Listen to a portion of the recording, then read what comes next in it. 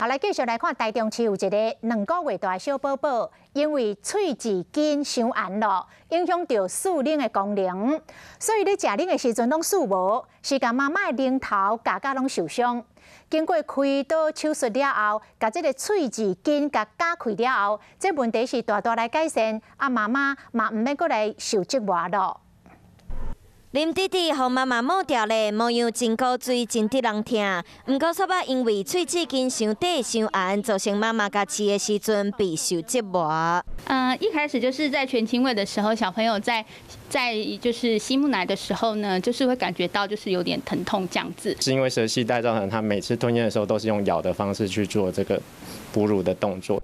喙齿根伫喙齿下骹会影响喙齿活动，所以影响啉小弟漱的能力。后来经过手术，甲喙齿根夹开，才得到改善。一般人认为，若伤红会造成讲话大字。医生讲，单纯的喙齿根伤短或者是伤红，未造成语言发展伤慢。建议家长予囡仔学咧对咧讲，模仿大人来发出声音。我会鼓励他们在家里头练，给他们多一些情境，让他能够多练习说话。